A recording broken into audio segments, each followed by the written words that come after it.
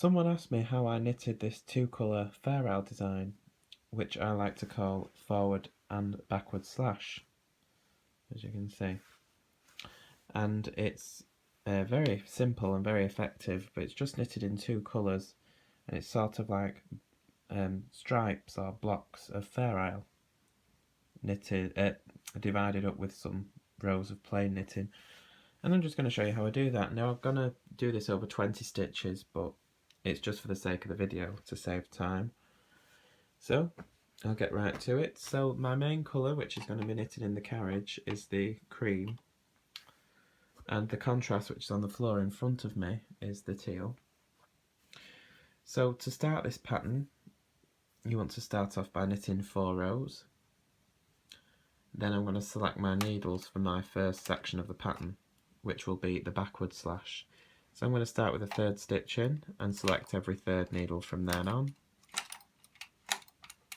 like that. I'm going to knit a row across with the main colour in the carriage.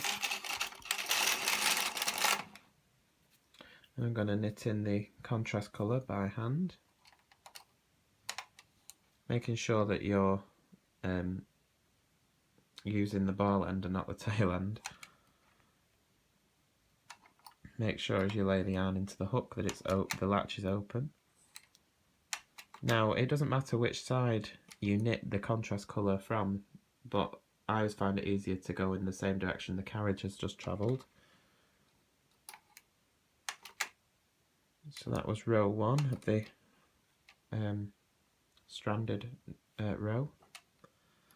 Now I'm going to select a needle to the right of the contrast, not forgetting the ones at the edge there. You see there's another one there. I always find it easier to, if it's like I'm doing here, moving one to the right or one to the left, whatever, to select one that's starting from the first contrast and then working back whichever ones are at the end on this side.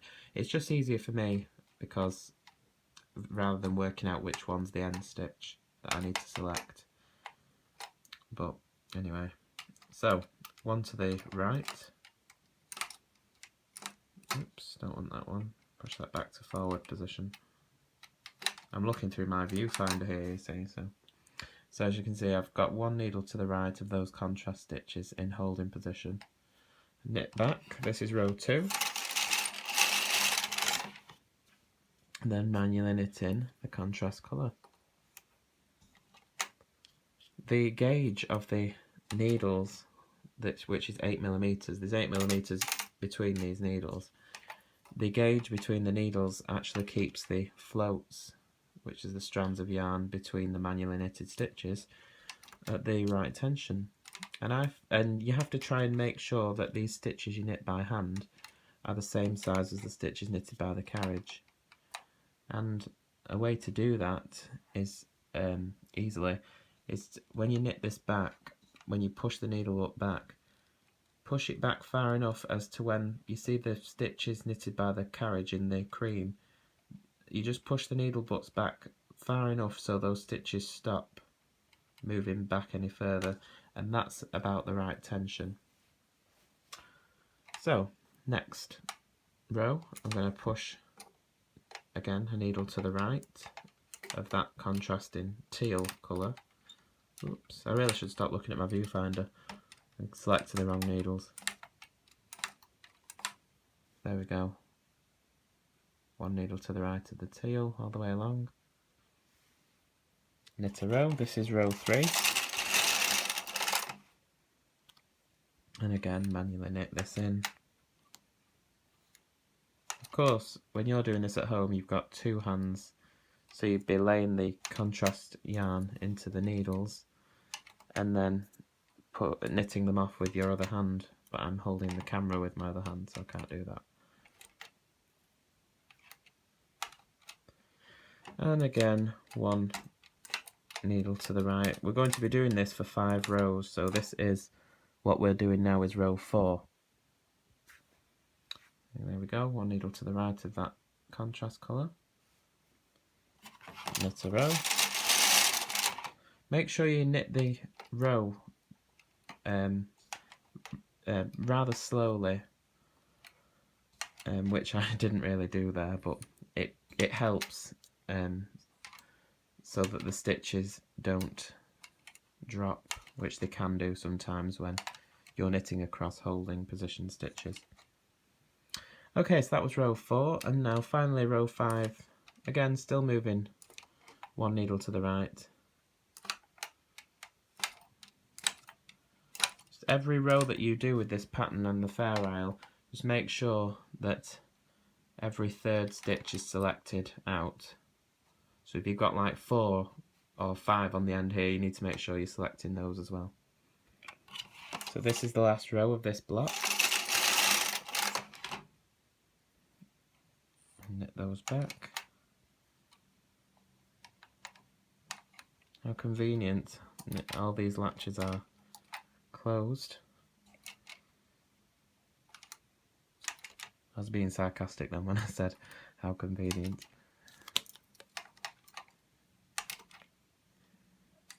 Okay, so that was the 5th row.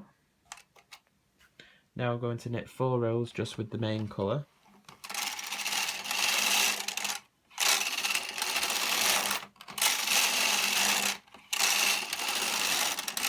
Okay, and now we're going to select needles for the next step in the pattern.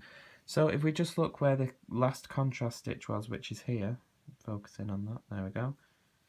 We look at the stitch to the left of it there, and that's our new, oops, that one, there.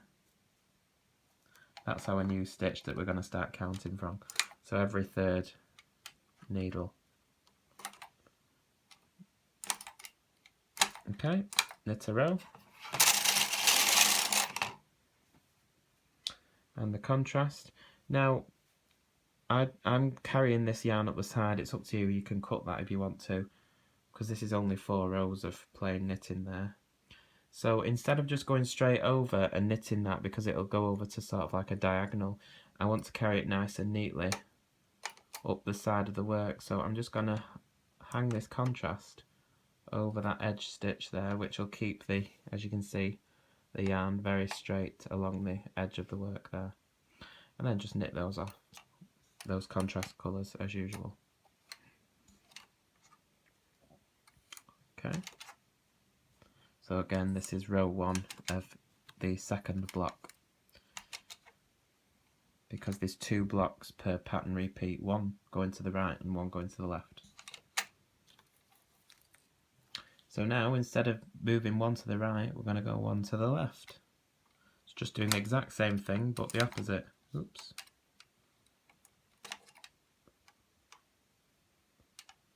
One.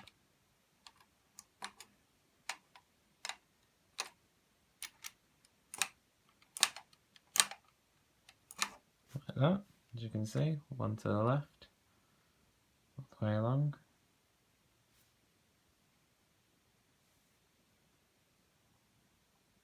Why have I got that one selected? Is that right?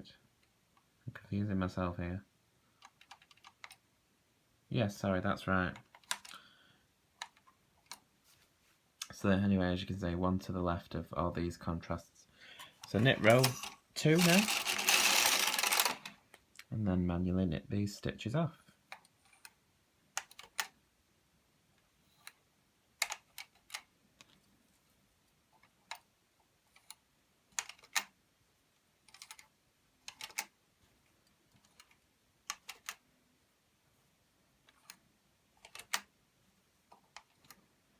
And select the needles for row 3, again, as I said before, moving one needle to the left of that contrasting stitch,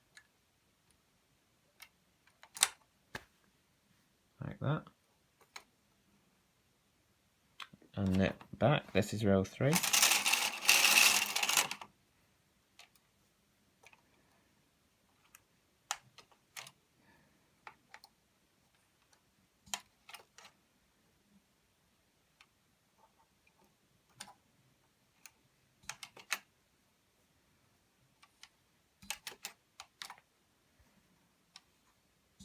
This must be very boring to watch, but never mind.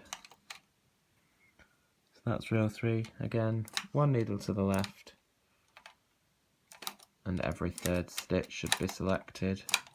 Every time you do this, every third stitch will be selected, just a different stitch. Okay.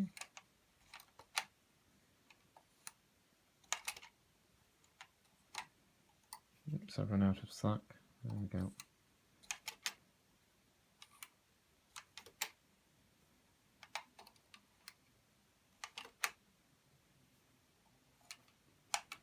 And then now the the fifth row of moving to the left of that contrast.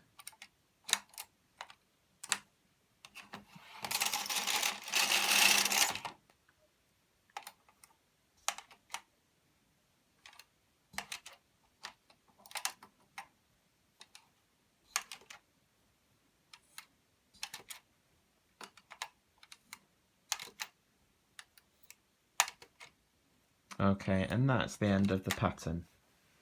So that's one repeat. So we've got 4 rows. This is the start of the pattern. We've got 4 rows knitted plain in the main colour, and we've got 5 rows working 1 needle to the right on every third stitch. Knit 4 rows, then work 1 needle to the left on every third stitch. Over 5 rows.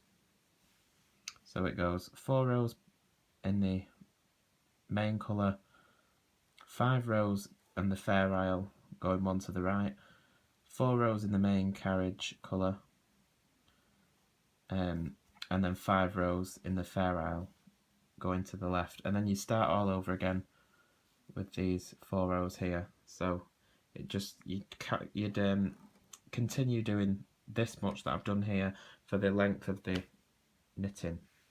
And I'll just knit a few rows and then I'll show you it compares to the other one.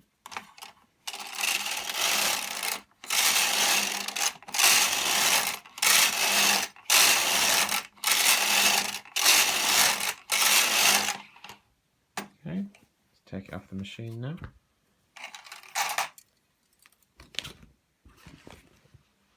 And there you go.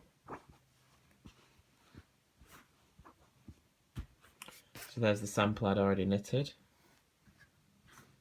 There's the one I've just done. You see? There's the backward slash and there's the forward slash, which is the same on that one. There's the backward slash and there's the forward slash with the 4 rows separating each block. There you go. And that's how you do it. Very simple and effective. Easy to do. So I hope you get to try this. Hopefully I've not made it sound too confusing for you, because I'm terrible at explaining things. I make it sound really difficult than it actually is. But anyway, there you are. The forward and backward slash Fairisle pattern.